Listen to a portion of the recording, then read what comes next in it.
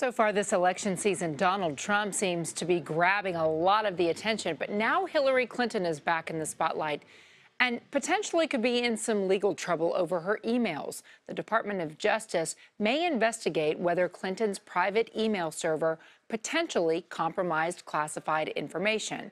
Earlier, I spoke with John Dickerson about the impact this could have on the Clinton campaign and the 2016 race.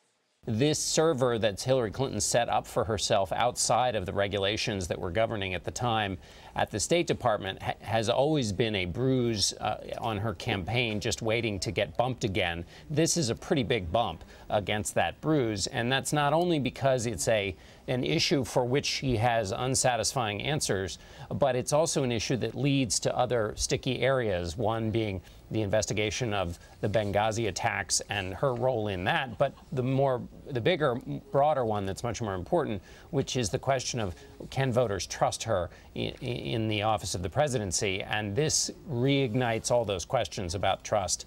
And those are ones Hillary Clinton doesn't want to have asked of her. The campaign has released a statement regarding these emails and regarding the New York Times big piece on this. And they say, contrary to the initial story, she followed appropriate practices in dealing with classified materials. Any released emails deemed classified by the administration have been done so after the fact and not at the time they were transmitted.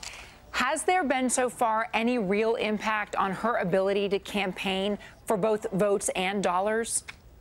Well, no, she's done quite well in terms of campaigning for votes and dollars. I mean, in the sense that she's gotten a lot of attention. She's certainly bringing in lots of dollars. Her numbers on that trust question have gone down. The question is, have they gone down faster as a result of this or as a result of the fact that people just kind of, once you get back into the ring, as she has, your numbers are potentially going to go down. But we see today as a perfect example of the way in which these kinds of stories cause irritation inside the Clinton campaign. Today, she has a long-planned speech on the economy, talking about how corporations can expand their outlook, not live transaction to transaction, but think more broadly, and as a result, help the health of the economy. That speech is not likely to get a lot of coverage when we're all trying to figure out what the nature of this criminal referral is. So that's something that the Clinton campaign has constantly had to deal with, which is being knocked off script. All candidates have to deal with that, but they have had a particular challenge trying to stay on the message they'd like to stay on and not the one the news cycle would like to stay on. She may benefit, actually, because of what we've been focused on this news cycle, so to speak. Donald Trump, who's just getting a lot of attention for some pretty outrageous statements, for his handling of things. And his opponents in the Republican Party, it seems, have different strategies in dealing with him. I mean, you have Lindsey Graham, who called him a jackass. You have Rick Perry denouncing him as a cancer to conservatism. And then Rand Paul, and I know some of these guys you have on this week on Face the Nation, Rand Paul just says, yep, he is the person who shall not be named. Well, that's right. The Voldemort of the Republican Party. It is interesting the different approaches they're taking. Rick Perry has taken, obviously, Lindsey Graham taking the name-calling approach. Rick Perry's made a more substantive case, which is basically that he is a threat to conservatism. The threat comes not just from the things he said, but from the fact that while everybody's paying attention to Trump, nobody's listening to the set of conservative ideas that Perry and others are putting forward. And then Rand Paul is basically trying to stick to to the work that candidates need to do, which is he's talking about things like the tax code. He's out there working on his organization and trying not to get caught up in the swirl of Donald Trump news. You know, I feel like I'm making a true confession, John, if I admit that I'm entertained by Donald Trump's way of campaigning and the things that he says. But is there a danger here that his Republican opponents could underestimate him? Could he truly be a threat in terms of winning the nomination? I think it's unlikely that he'll be a threat in terms of winning the nomination. The key challenges for him, if you just look at the structural hurdles to a candidacy where he would win the nomination, is one, his unfavorable ratings are quite high. That's also true of Hillary Clinton, but Donald Trump has lots of alternatives who can step in there and say, you know, hey, I'm an actual conservative. I've believed these conservative things my whole life. Donald Trump has a few positions on things like abortion, universal health care that no conservative would ever have flirted with. So he has high negative approval ratings, and voters have somewhere to go. He also behaves in a way that's not likely to lower those negative approval ratings.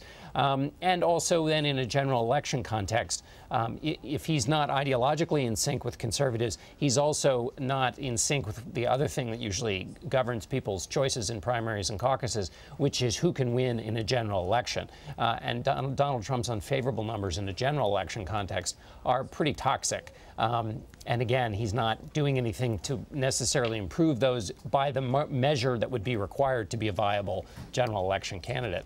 So as a winning nominee, that's still highly unlikely. But he can do a lot of damage to Republicans in the interim, including just blocking out the message of other more potentially viable Republicans. And then the biggest threat of all is if he leaves the party, Republicans worry that he would end up siphoning more votes away from the Republican nominee than he would the Democratic nominee. It's interesting, Nancy Cordes has pointed out that when he's asked difficult questions on policy, that he's very short on specifics. That really matters to the kind of voter who goes out and engages in caucuses and primaries and choosing the nominee. They're typically invested in politics and paying attention to the details. We're less than 2 weeks now from the first debate on the GOP side. How does your conversation this week on Face the Nation play into what we may hear from these candidates in the debate? Well, I think, you know, as you mentioned, there are different approaches to making the case for Republican base voters. Rick Perry is making the case using Donald Trump as a foil and arguing to base voters in the party. It's time to kind of wake up and move past this flirtation with this kind of summer fling you're having. Rand Paul is making the more substantive case and basically arguing, listen to what I'm saying about policy, and hoping that voters will start to move to that next stage you mentioned. Donald Trump would not be the first candidate to be light on specifics. That, in many ways, defines the modern presidential candidate, is being light on specifics and heavy on kind of bombastic statements full of certainty, but not a lot of detail. But as you also say, at some point, people do start to look into the specifics. And I think all the Republican challengers to Donald Trump are trying to get that date moved up faster, get the specificity scrutiny to start sooner than it would in the normal process. Yeah, they're like revival preachers, aren't they? They know that the fire and brimstone is what keeps people in hard, uncomfortable chairs for several hours. It's not the theology of Exodus and Leviticus. And that's precisely right. And that's, you know, a lot of voters take their cues from candidates at a gut level, not at the brain level, reasoning from point to point to point. So Donald Trump is not doing anything new by appealing to that gut sense of voters out there. And what he appeals to, leaving aside some of his most incendiary comments, what he appeals to is a general frustration that we've seen pop up in lots of different places. The Tea Party itself was a movement founded around frustration, both with the elites of their own party and with the incumbent president, Barack Obama. Donald Trump is the holding vessel for that anger at the moment. So it's not new. He's just picking up on something that's been out there for a while. John, thank you so much for joining us a bit with a preview of what we'll see Sunday. And you can see John interview presidential candidates Rand Paul and Rick Perry this Sunday on Face the Nation at 10:30 Eastern.